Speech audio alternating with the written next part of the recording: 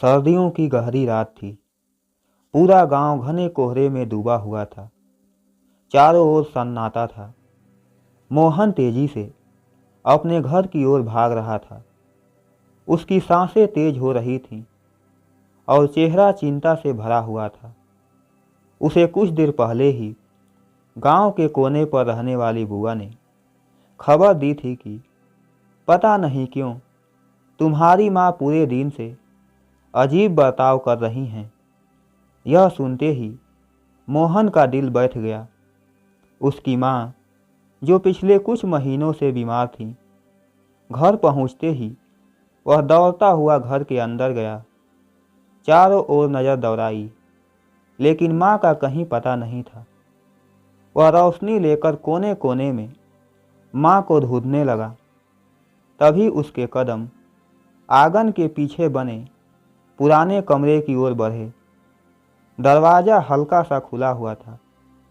जैसे ही उसने दरवाज़ा खोला, उसकी नज़र माँ पर पड़ी।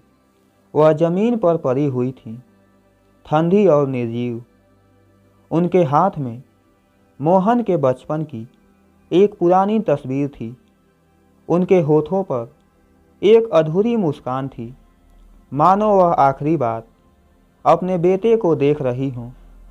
मोहन की आंखों से आंसुओं की धारा फूट पड़ी।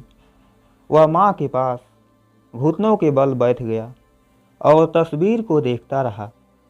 तस्वीर के पीछे कुछ लिखा हुआ था, जो धुंधला और कांपते अक्षरों में था।